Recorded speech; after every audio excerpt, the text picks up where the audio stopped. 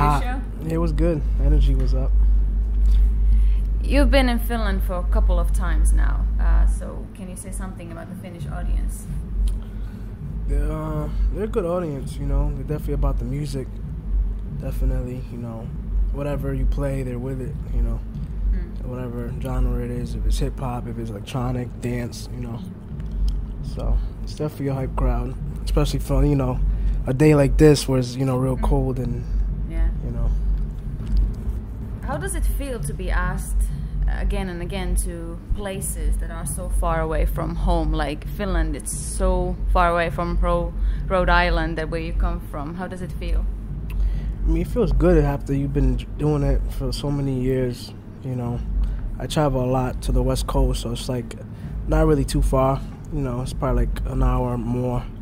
You know, LA is like 5 hours. Finland was like 6.5, so it wasn't too bad. But you know, it feels good to play everywhere because it's like, you know, you get to really, you know, see how the different cultures and different cities, different lifestyles, different, you know, everything. So you know, you're not just based in one thing. So I get to see a lot too. So.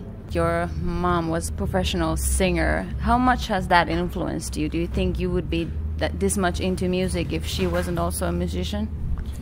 No, I don't think so. Because I was born with the gift of music. So even if she sang or not, I think it wouldn't have changed the way I feel about the music right now. You know, so she just so happened to be a singer at a professional level and, you know, be into the music like I was, but, you know. You're saying that you was born with this gift, but how much was there also about practicing? Like, did you also practice a lot before you came this MPC genius that everybody's talking about? No, of course, you know, it's always practice. You know, when you perfect something, you know, it's not anything that happens overnight. So, you know, I just kept at it for so long, and then I just wanted to take it to, you know, another level by performing in front of big crowds and, you know, just showing my skills, you know, just taking it different routes that are, you know, seeing people DJ and, you know, stuff like that. I get to actually perform and use the MPC as an instrument, you know, because, you know, after drumming and playing, you know, with bands and stuff for so long, I wanted to get to, you know, make my own music and stuff like that. So that's pretty much what I did. So I've been making a lot of my own music, and then I took that as a something different, something aside, you know. So, you know, I'm a musician and a producer first, and then I'm an artist, you know, when it comes to being on the stage and touring and, you know, doing a lot of live shows. I've actually seen you perform a few times, and what I've noticed that you are very focused on what you're doing. You actually don't pay too much. It looks like that you are not paying too much attention to the audience. Is it really like that? Like, do you need the crowd to get into the mood? Yeah, always. You know, the crowd definitely determines how you feel, how, you know, what you're gonna play next or whatever it is. So, I know, like, it'll make it seem like I'm not paying attention, but I see everything. You know what I'm saying? I just like to just remain focused on what I'm gonna play next and what I'm gonna do. You know what I mean? Like, I don't really grab the microphone too much and say, you know, things. But it just depends, you know, on how I'm feeling or whatever. You know what I mean? The bigger the crowd, the more, you know, the more I'm gonna feel to, you know, do other things.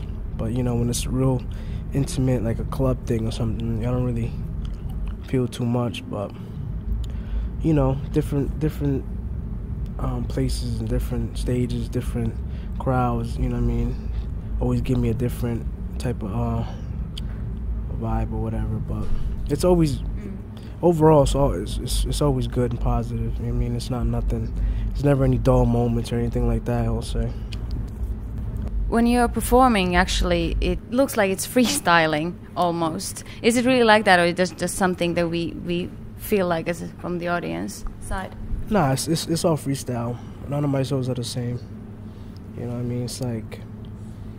How much focus does it require from you? Like, how much do you have to be focused to be like able to do that? Like, and has it gone easier throughout the years? I mean, it's just a natural thing to me. You know what I mean? From doing music since a little kid, but you know, it definitely takes a lot of focus and energy for me, especially performing for, you know, like a whole hour straight, you know, with no stopping, no gaps, no nothing.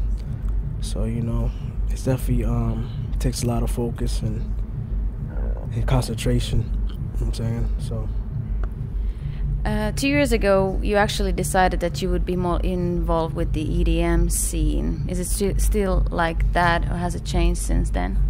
No, it's still the same. You know what I mean? I mean, everyone, I guess, is trying to do the EDM thing now. You know, it's just always evolving and getting better and bigger, you know? But, you know, I come from hip-hop and stuff like that, so for me to just transition to the EDM is something that, you know, it just made sense from someone like me. Since I dropped Electronic Dream, that was pretty much like the door opener, you know, for me to just perform and get to, you know, mix the both genres together.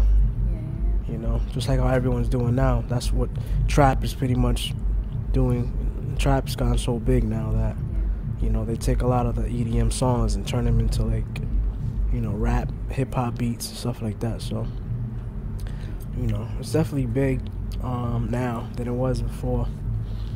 But, you know, it's real commercial now, I guess you can say. You've already worked with a lot of big names, but are there still some names that you would like to add to your list? I mean, for this year, it's definitely going to be a whole lot of new artists that I'm working with, you know. A lot of more projects, you know. My album is definitely coming out. I have another EP dropping. It's called Dream World, which is the continuation of Electronic Dream. So I'll be dropping a single off that real soon. So we're looking at like springtime for release date. So just stay tuned for like more, you know, videos and content that's gonna go along with the tape. So that's pretty much what I'm focusing on now. You are very known as a very good MPC player, but you also would like to be known as a good producer. How is that path going? Like, are you on your way? And has it been easier or more difficult to make it as a producer? I'm already made my stamp as a producer. I'm good. Everyone knows the type of quality I can give to the table. You know, it's just about me reaching out to those certain artists to really, you know, stamp my name more in the music industry, you know. So once that happens, then, you know, my phone will stop ringing for more music and stuff like that. But, you know, it's all about timing. So, you know, I'm good as long as, you know, my name is still relevant and I'm still doing what I'm doing and traveling, and, you know, I'm fine. So if there's a young kid somewhere that sees you doing what you do and wants to become as good as you are, what kind of advice would you give that to that person? I don't know. I mean, sometimes, you know, people just do things because they don't know what they're good at yet. So they kind of want to do something that someone else is good at. So, you know, what I was doing was something unique, you know what I mean? But, you know, the best advice is just to be yourself. And that's what I've been. I was always myself. I never really imitated or copied anybody, you know. So when you're, you know, in this type of industry, you always got to be yourself. That's the only way you'll really get far. I mean, because the game doesn't really need more, you know, people doing something that someone else already did, you know. So, I mean, if that's something that they think they can do, then okay. But, you know, there's really no point unless you're going to do it for fun. But to do it professionally, I don't think it'll work, you know what I'm saying? Unless you come out with something different, something creative, something that's you know what I mean? So this has always been something that, you know, I brought to the table as something that I do different, you know. So that's what pretty much had me stand out from the rest, you know, because I could do music, but I can also perform it live. So that's pretty much was the big thing right there for me. So